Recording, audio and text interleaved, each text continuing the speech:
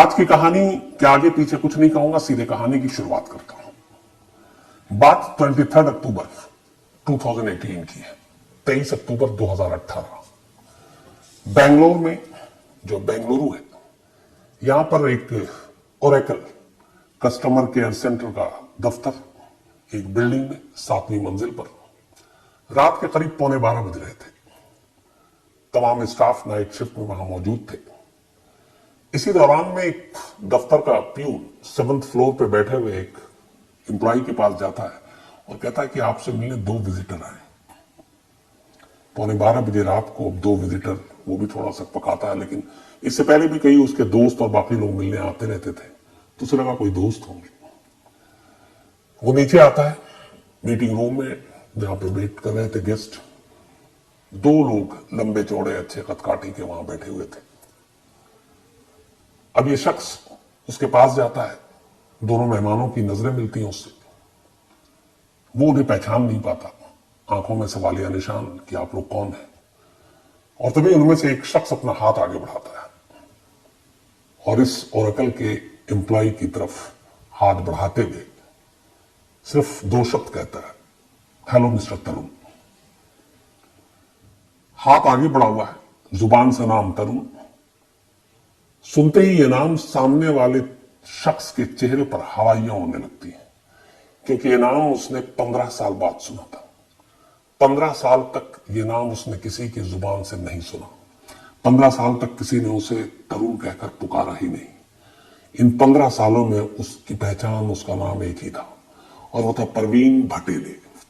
तो उसके सारे दफ्तर के लोग, उसकी अपनी पत्नी, दोनों बच्चे, दोस्त, पड़ोसी, हर एक यही जानते थे कि इस शख्स का नाम परवीन भटेले है। लेकिन 23 अक्टूबर 2018 की उस रात करीब 11:15 बजे ओरेकल के ऑफिस के अंदर 2 मेहमान आकर हाथ बढ़ाते हैं और कहते हैं, हेलो मिस्टर तरुण। 15 साल बाद ये नाम सुनकर लगभग उसे चक्कर आने लगता है। इस दौरान में वो पुलिस वाला अपना हाथ आगे बढ़ाता है। तब तक खौफ, दहशत कहें या फिर अनजाने में, या फिर ये कि वो अपने आप में सुबुद्ध भी नहीं है, वो भी अपना हाथ आगे बढ़ा देता है। दोनों हाथ मिलते हैं। सामने वाला उसके हाथ को पकड़ने के बाद उसकी उंगलियां टटोलता है। उस हाथ में एक उंगली ढूंढ रहा था जिसमें रिंग पहनते हैं, और वो उंगली उसकी टूटी हुई थी। जैसे ही वो हाथ मिलाता और उस उंगली की तरफ फेरता अपने हाथ को, सामने वालों को यकीन हो जाता है कि यही तरुण है। इसके बाद फिर वो अगली लाइन कहता है, चलिए तरुण साहब, खेल खत्म, वापस अहमदाबाद चलते हैं। और उसके बाद वो दोनों शख्स उसे लेकर बिल्डिंग के नीचे उतरते हैं। नीचे बेंगलुरु पुलिस की एक पुलिस की गाड़ी थी, उसमें ये लोग उसमें सवार होते हैं, और फिर वहां से अगले रोज यानी 24 अक्टूबर 2018 को तरुण को लेकर ये लोग अहमदाबाद पहुंचते हैं। इससे पहले जब रात में वो बिल्डिंग से लेकर नीचे उतरते हैं, तब उनमें से एक शख्स अहमदाबाद में बैठे अपने सीनियर अफसर डीसीपी को एक व्हाट्सएप मैसेज करता है और साथ में एक फोटो, और मैसेज में सिर्फ इतना ही लिखा था, गॉट इट। अब सवाल यह था कि एक कॉल सेंटर के दफ्तर में काम करने वाले शख्स को रात 11:15 बजे 2 लोगों ने उठाया, साथ ले गए, नाम पुकारा। इन सब में कहानियां क्या थी? तो वो दोनों शख्स पुलिस वाले थे, अहमदाबाद क्राइम ब्रांच से बेंगलोर आए थे और इसी शख्स की तलाश में आए थे। अब इसे लेकर ये अहमदाबाद पहुंच गए। ये कहानी का पहला पार्ट है। अब 2018 से 15 साल पहले चलते हैं पीछे। 2003 वैलेंटाइन डे, 14 फरवरी 2003, 14 फेब 2003। अहमदाबाद में एक हस्बैंड वाइफ रहा करते थे। उनमें से एक का नाम था तरुण धिनराज और उनकी पत्नी का नाम था सजनी। तरुण और सजनी की शादी सिर्फ 3 महीने पहले हुई थी, दिसंबर 2002 में, और अब तारीख थी 14 फरवरी 2003।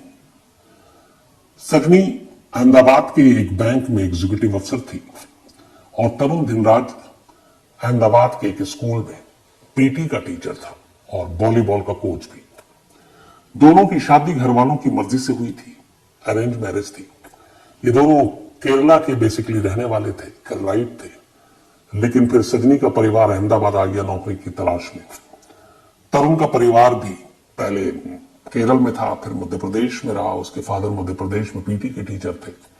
एक भाई की नौकरी अहमदाबाद में लगी, फिर तरुण भी अहमदाबाद आ गया और यहीं पर एक स्कूल में वो भी वॉलीबॉल का कोच बन गया। इसके बाद केरल के कुछ लोगों के जरिए इन दोनों का रिश्ता तय होता है और शादी होती है। शादी के बाद सब कुछ ठीक ठाक था। शादी के बाद तरुण सजनी के साथ एक अपार्टमेंट में रहता है, लेकिन वो हमेशा जब भी कहीं बाहर जाता, वॉलीबॉल के मैच भी होते तो इसको बच्चों के साथ जाना पड़ता, तो अपनी वाइफ से हमेशा कहता था कि तुम घर में मत रहना अकेले, यहाँ पे लुटेरे चोर ये सब होते हैं तो कुछ भी हो सकता है, तो जब मैं बाहर रहूं तो तुम अपने मायके चले जाना। अहमदाबाद में ही सजनी के घर वाले थे, पिता थे, माँ थी, बहन थी, तो सजनी भी अपने घर चली जाती थी। आखिरी बार वो अपने घर उसी फरवरी 5 तारीख को गई थी और फिर लौट आई थी। लेकिन जब वो 5 को गई तो चलते वक्त उसने अपने पिता से कहा कि मुझे गाड़ी में पेट्रोल भराना, आपके पास पैसे हैं? तो पिता को बड़ा अजीब लगा कि पेट्रोल के इसके पास पैसे नहीं। फिर उन्होंने पूछा कि तुझे दामाद जी ठीक से रखते हैं? तो वो खामोश हुई, उसने बोला हाँ ऐसी कोई बात नहीं है। उसके बाद चली गई। आखिरी मुलाकात थी वैलेंटाइन डे 14 फेब 2003 की रात, बल्कि शाम करीब 7:30 बजे सजनी की अपनी बड़ी बहन से बात होती है। बिल्कुल नॉर्मल कूल बात, सब कुछ पूछा ठीक ठाक। 10-15 मिनट की बातचीत के बाद फोन रख देती है। इसके बाद 2 घंटे बीतते।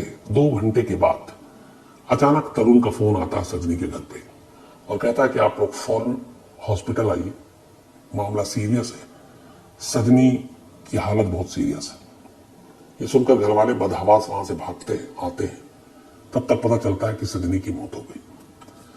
तरुण जो है वो बैठकर बेतहाशा रो रहा है। पुलिस आती है, मौके पर देखती है, सजनी के दुपट्टे से ही उसका गला घोट कर कत्ल किया गया था। घर के सामान बिखरे पड़े हुए थे, कुछ जेवर गायब थे।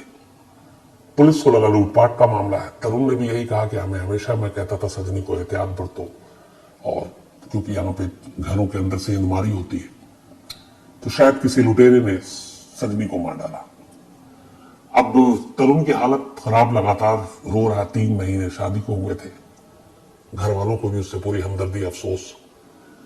अगले दिन अब सजनी का पोस्टमार्टम होता है, उसके बाद अंतिम संस्कार किया जाता है।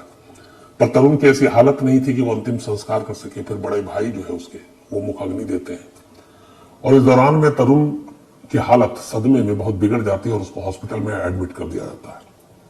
15 को एडमिट कर देते हैं। पुलिस अपनी तफ्तीश कर रही है। इलाके के जो चोर उचक्के हैं उनकी लिस्ट बनाई जा रही है। सब कुछ ये था कि किसी को जो भी है इसके पीछे पकड़ा जाएगा। लेकिन अचानक 2 दिन के बाद 16 फेब 2003 की शाम को तरुण के बड़े भाई का पुलिस को फोन जाता है और वो कहता है कि तरुण गायब है। तरुण हॉस्पिटल से गायब हो गया। अब यहां पे पुलिस को थोड़ा सा शुरू में डाउट भी था तरुण पे कि इस तरीके से घर में कैसे कत्ल हो सकता। फिर वो बयान भी बदल रहा था। कभी कहता कि किसी चोर उचक्के ने मार दिया, कभी कहता नेचुरल डेथ है, लेकिन दुपट्टे से गले पे भी निशान था। और उसके बाद वो रो भी रहा, सदमे में भी, हॉस्पिटल में भी एडमिट हो गया। लेकिन 48 घंटे के अंदर अंदर शाम को 16 फेब को अचानक तरुण हॉस्पिटल से गायब हो गया। अब पुलिस को काटो तो खून नहीं, क्योंकि एक बड़ा मामला था, मीडिया में भी खबर आ गई, और एक जिसके ऊपर आपको शक है, आपने उसकी निगहबानी या पहरेदारी भी नहीं की, हॉस्पिटल में आपने वैसे ही छोड़ दिया और वो भाग गया। अब पुलिस वालों पर उंगलियां उठने लगी। सजनी के घर वालों ने भी इल्जाम लगाना शुरू किया कि पुलिस की लापरवाही है। पुलिस के ऊपर प्रेशर बनना शुरू हो गया। अब पुलिस ने कहा ढूंढो। पुलिस ने तमाम कोशिश की, कहीं नहीं मिली। पुलिस ने तरुण के भाई, माँ बाप, इनको भी उठा लिया। कुछ दिनों तक ये लोग जेल में भी रहे कि इनकी भी मिली भगत है। बाद में खैर छूट गए। लेकिन तरुण की तलाश होती रही, तरुण मिला नहीं। सजनी के घर वाले, उनके माँ बाप और बहन, जब काफी दिन बीत गया और तरुण मिला नहीं, उनकी बेटी का कातिल गायब है, तो उस वक्त नरेंद्र मोदी मुख्यमंत्री थे गुजरात की। 2006 की बात है। फिर 3 हो गए, 3 साल बीत गए, कोई पता नहीं चल रहा तरुण का। उन लोगों ने जाकर मुख्यमंत्री नरेंद्र मोदी से मुलाकात की और मदद मांगी। चीफ मिनिस्टर ऑफिस से फिर मैसेज गया और पुलिस से कहा गया कि इस केस को आप सीरियसली लीजिए। अब इसके लिए स्पेशल टीम बनाई गई। बाकायदा 1 लाख रुपए का इनाम रखा गया तरुण की खबर देने के लिए। लेकिन तरुण गायब। अब पुलिस ने उधर जो जांच की, पोस्टमार्टम रिपोर्ट आ गई, गला घोट कर कत्ल हुआ है। आसपास के लोगों से पूछताछ करने पे पता चला कि ऐसा कोई अनजान शख्स घर में आया नहीं। फिर यह भी पता चला कि तरुण सजनी को शादी के बाद से ही तंग करता था। फिर यह पता चला कि शादी से पहले ही तरुण का एक लड़की से अफेयर था और वो उससे शादी करना चाहता था। पुलिस उस लड़की तक पहुंची। उस लड़की ने पुलिस को कहा कि हाँ, उसने मुझे 16 फरवरी यानी जिस दिन सजनी का कत्ल हुआ उसके 2 दिन के बाद मुझे कॉल किया, और कॉल करने के बाद उसने कहा कि चलो हम दोनों शादी कर लेते हैं। उसने कहा तब तक सजनी की मौत की खबर मुझे आ चुकी थी, तो मैंने उससे कहा कि मैं कातिल से शादी नहीं करूंगी, और मैंने उसके साथ जाने से मना कर दिया। लड़की का बयान सच था। पुलिस ने उसको क्लीन चिट दे दी। तो फिर यही कहानी आई कि अपनी गर्लफ्रेंड से शादी करने के लिए उसने अपनी बीवी का कत्ल कर दिया। अब ये बात समझ में नहीं आई, अरेंज मैरिज थी, वो पहले भी मना कर सकता था, अपनी गर्लफ्रेंड से शादी कर सकता था, लेकिन उसने ऐसा किया नहीं। शादी के 3 महीने बाद बीवी को मार डाला और गर्लफ्रेंड से शादी की पेशकश की, लेकिन गर्लफ्रेंड ने मना कर दिया कि मैं एक कातिल से शादी नहीं करूंगी। अब मोटिव क्लियर हो गया था, कत्ल पति नहीं किया यह भी साफ हो गया, लेकिन कातिल फरार। धीरे धीरे वक्त बीतता गया, तरुण का कोई सुराग नहीं मिला। पुलिस लगातार लगी रही उसके घर वालों के सर्विलांस पे। पूरे घर वालों की जगह जगह शादी वर्दी में पुलिस तैनात किए गए कि शायद वो घर पे मिलने आए, मिले नहीं। इस दौरान में फैमिली भी फिर शिफ्ट हो गई। ये लोग पहले एमपी में रहते थे और फिर बेंगलोर में एक रिश्तेदार था, इसके अलावा केरल में। 2009 आते आते तरुण के पिता की मौत हो गई, और फिर पुलिस को पता चला कि 2009 में ही तरुण पहली बार केरल गया था, जब इसके मां बाप के थे, और वहां पहली बार कत्ल के बाद सजनी के यानी 6 साल बाद वो केरल में एक जगह पे अपने मां बाप से आकर मिला। उसे देखकर मां बाप की भी हालत खराब हो गई। उन्होंने कहा अगर किसी ने देख लिया तो मुसीबत आ जाएगी, पुलिस ढूंढ रही है। वो आखिरी मुलाकात थी। कहते हैं कि अपने माँ बाप से मिलने के बाद वो जब गया, उसके नेक्स्ट डे ही तरुण के पिता को हार्ट अटैक हो गया और दिल का दौरा पड़ने से 2009 में उनकी मौत हो गई। अब उसके बाद वो वहां से निकल गया। अब पुलिस ढूंढती रही। धीरे धीरे जब वक्त बीता तो पुलिस भी सुस्त पड़ गई। एक तरह से केस तो क्लोज ही हो गया, लेकिन केस को पूरी तरह से बंद भी नहीं किया। कहते हैं कि हर महीने एक आध बार इस केस पे नजर डाल देते। जब भी कोई नया पुलिस अफसर आता, पूछता अपडेट क्या है। मंथली मीटिंग में इस केस को ऊपर रखा जाता, फिर पूछा जाता अपडेट क्या है। लेकिन इधर साल बीतते जा रहे थे। अब इस केस पे जो भी नया अफसर आता उसकी नजर भी होती। धीरे धीरे 3 से 2016 आ गया, 2016 में एक और पुलिस अफसर आए। उन्होंने कहा कि इस केस की फाइल खोलो, अपडेट क्या पता करो। तो उन्होंने पता किया कि फादर की तो डेथ हो गई है तरुण के, मां जो है वो अब एमपी में है, मंदसौर में, और एक बेटा उनका अहमदाबाद में है। लेकिन वो कहां है पता नहीं। अब मंदसौर में भी पुलिस ने आगे पीछे अपने शादी वर्दी में टीम लगाई, लेकिन कोई सुराग नहीं मिला। लोगों से भी पूछा, कोई इस तरह का हुलिया का लड़का आता है, पता चला नहीं है। 2016 में उस लड़की ने जिसके साथ इश्क था तरुण का, जिसको अपनी बीवी के कत्ल करने के 2 दिन बाद उसने ऑफर किया था शादी करने के लिए, और जिसने कातिल कहकर शादी से मना कर दिया था, उससे पुलिस ने कांटेक्ट किया कि तुम्हारे पास कोई खबर आई कभी बलट के उसने तुम्हें याद किया। तब उस लड़की ने पहला क्लू दिया। उसने कहा कि हाँ, अभी 2016 में ही मेरे कुछ दोस्तों ने बताया कि उसने तरुण या उसके जैसे मिलते जुलते हुलिया वाले शख्स को दिल्ली के एक मॉल में देखा है। अब पुलिस की टीम दिल्ली के मॉल और उस इलाके को छानने के लिए अपनी भेजती है। फिर यह भी पता चलता उसी दौरान में जब देखने की बात थी, तरुण की मां भी दिल्ली में थी। तो अब यह था कि शायद वो मां के साथ हो, लेकिन तमाम चीजें खंगालने के बावजूद तरुण नहीं मिला। वक्त बीतता गया। अब 2016 के इस क्लू के बाद पुलिस को एक चीज का यकीन हो गया था कि तरुण जिंदा है। उसने सुसाइड नहीं किया है, कहीं और नहीं भागा है, बल्कि देश में है। इस दौरान में जब तब खबर आती, कभी उसको गुजरात में देखने की बात आती, कभी महाराष्ट्र में, कभी मध्य प्रदेश में, कभी बेंगलोर में, कभी केरल में। 5 राज्यों और उसके पूरे फैमिली के अराउंड 4000 फोन नंबर मोबाइल के, इनको खंगाले 4000 नंबर्स, जो उसके दूर के रिश्तेदार, दोस्त, ताकि कब कहां से किसी के पास फोन आ जाए और वो क्लू मिल जाए। सब बेकार। मां के नंबर को भी पुलिस ने रडार पर रखा हुआ था। तो उस मां के नंबर से ये पता चलता था कि ये कुछ लोगों से तो बात कर रही है केरल और ये, लेकिन जितने भी लोग थे वो सब रिश्तेदार थे। तरुण शायद किसी नंबर पे बात नहीं कर रहा था। पुलिस अंधेरे में थी। धीरे धीरे अब इस बात को 15 साल बीत गए। 2018 आ गया। 2018 आने के बाद अब पुलिस का यह था कि टीम लगी हुई थी अपडेट में, किसको ढूंढना है। इसी दौरान अब पुलिस ने जो अनम्मा, एक रिटायर्ड नर्स थी, ये तरुण की मां, तो एक भाई अहमदाबाद में था, उस भाई को पूरी तरह से ग्रिल किया, उस भाई के तमाम सर्विलांस लगाए, नंबर लगाए, बट उसे पता चल गया कि इस भाई के साथ तरुण कांटेक्ट में नहीं है। तो अब ले देकर पूरी फैमिली में एक ही कैरेक्टर, जिसके साथ तरुण क्लोज भी था, अपनी मां के। तो पुलिस की पूरी उम्मीदें अब उसकी मां पे ही टिकी थी। मां की उम्र भी हो रही थी, रिटायर्ड नर्स भी हो गई, कि मां से जरूर संपर्क करेगा, और इससे पहले कर लिया हो और पुलिस चूक गई। लेकिन अब सारी उम्मीदें मां पर टिक गई थी। आकर पुलिस ने उनकी मां के सारे नंबर, जो भी बातें होती थी, सारे नंबर को ट्रेस करके अपने पास रखा, चुपचाप सुनते भी, लेकिन कोई फायदा नहीं हुआ। एक रोज उसी मां के मोबाइल पे एक लैंडलाइन नंबर आ गया, कॉल, और ये लैंडलाइन जो नंबर था, ये बेंगलोर का था। अब पुलिस हर नंबर जो आता उसको क्रॉस चेक करती थी मां की। ये पहली बार था कि जब बेंगलोर से किसी लैंडलाइन नंबर से कॉल किया गया था। पुलिस ने उस नंबर को चेक किया तो पता चला कि ये बेंगलोर के ओरेकल कस्टमर केयर का नंबर है। अब अहमदाबाद क्राइम ब्रांच की टीम थोड़ी हैरान कि तरुण की मां को ओरेकल कस्टमर केयर से क्या काम, कोई ऐसी चीज नहीं। तो सारी निगरानी करने के बाद, सारी छानबीन करने के बाद पुलिस ने कहा कि इस नंबर को टटोला जाए। फिर यह भी हुआ कि कहीं इसी जगह पे तरुण काम तो नहीं करता। अब इसके बाद क्राइम ब्रांच की टीम अहमदाबाद से बेंगलोर के लिए रवाना होती है 22 अक्टूबर 2018 को। वहां जाने के बाद बेंगलोर पुलिस से कांटेक्ट करती है और फिर कहती है कि इस ओरेकल कस्टमर केयर में हमें एक एम्प्लॉय के बारे में डिटेल चाहिए।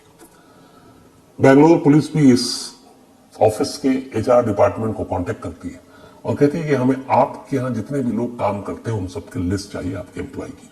ये जाहिर नहीं करते हैं कि किसकी खास तौर पे चाहिए, क्योंकि अलर्ट चौकन्ना हो जाए सामने वाला।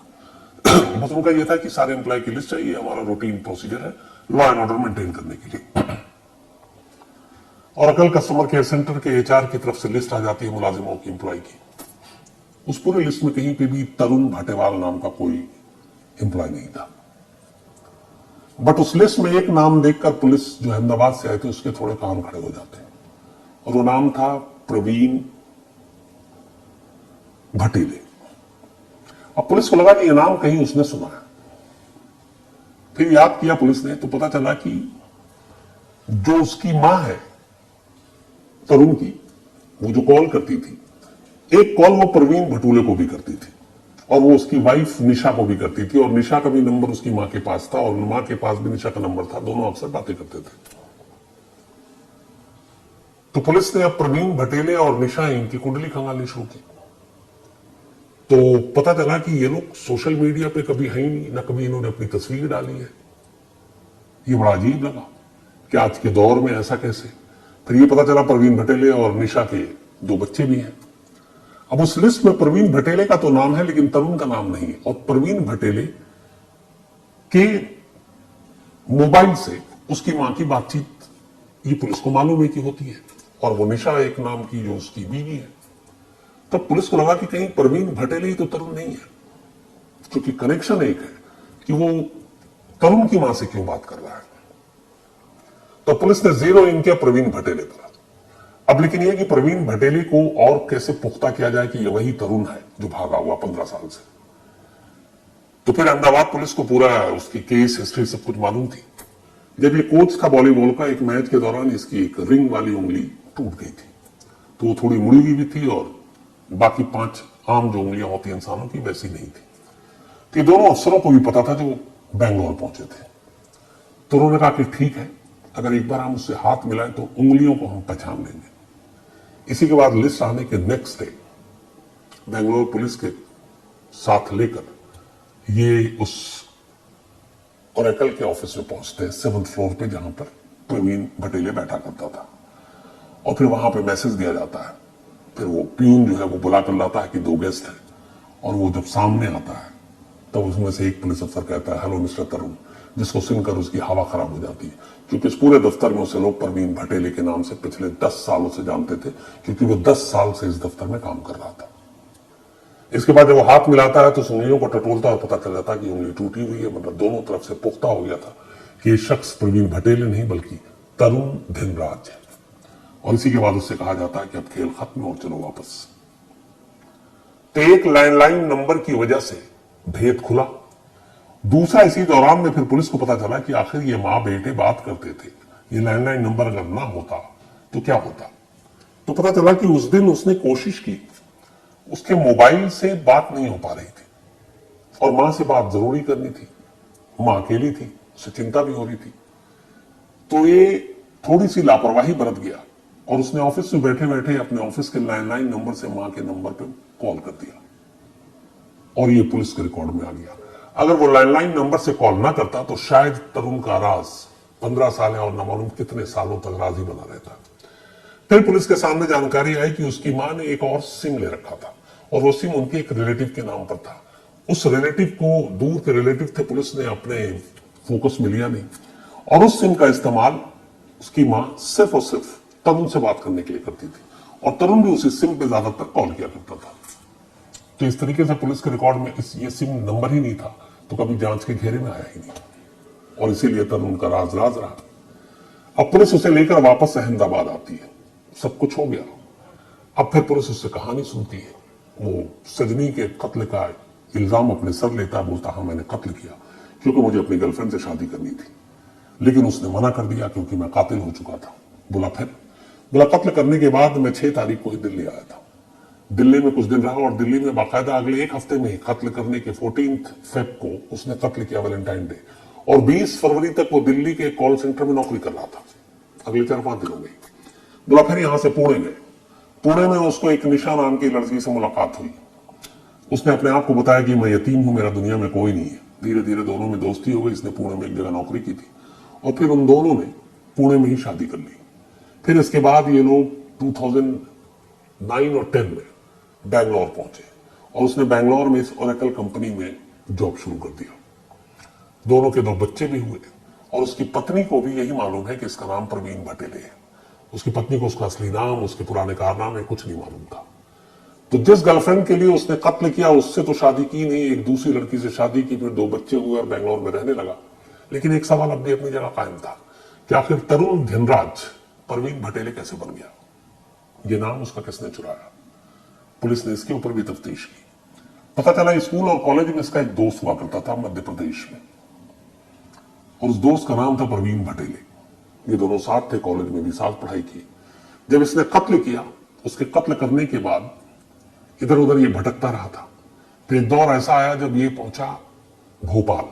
उस वक्त प्रवीण भटेले भोपाल में था, और ये वहां उसकी शादी हो गई थी। ये उसके साथ भी रहा कुछ दिन तक। उसने कुछ कोचिंग सेंटर शुरू किए थे, उसने कहा मैं भी करूंगा। इसने कुछ दिन उसके साथ काम भी किया। फिर प्रवीण भटेले के आधार कार्ड, ड्राइविंग लाइसेंस और पासपोर्ट, इन तीनों को उसने वहां पे स्कैन किया, और फिर उन नामों को अपना नाम दिया और उसमें तस्वीर अपनी लगा दी। तो आधार कार्ड भी प्रवीण भटेले के लिए, तस्वीर अपनी, ड्राइविंग लाइसेंस भी, पासपोर्ट भी, और लेकर चला गया। और इधर प्रवीण भटेले को पता नहीं। प्रवीण भटेले भी एक स्पोर्ट्स का कोच अभी हरियाणा में शायद काम कर रही थी। इतना ही नहीं, इस ओरेकल में नौकरी के दौरान इस फर्जी नाम जो किसी और का चुराया हुआ, फर्जी पासपोर्ट जो किसी और का चुराया हुआ जिसमें उसकी तस्वीर लगी है, 3 बार वो यूएस भी हुआ है, अमेरिका। लेकिन एक गलती 15 साल के उसके इस राज को खोल गया। अगर उसने उस दफ्तर में उस दिन बैठकर लैंडलाइन नंबर से अपनी मां को कॉल ना किया होता तो शायद तरुण का राज ही रहता, तरुण शायद प्रवीण भटेले ही रहता।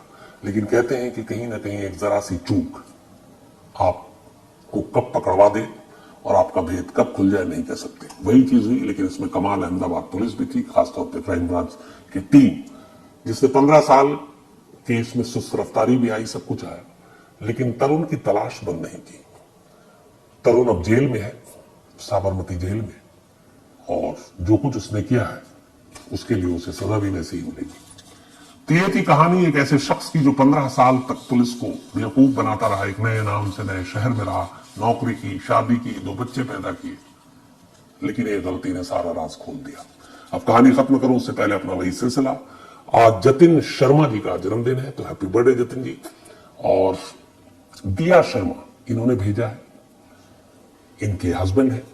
सैयद लुकमान हुसैन का भी आज बर्थडे है, तो हैप्पी बर्थडे सैयद लुकमान साहब। इसके अलावा तुषार पाल हैं, विक्रम मिश्रा जी हैं, थैंक यू सो मच आपके मेल के लिए।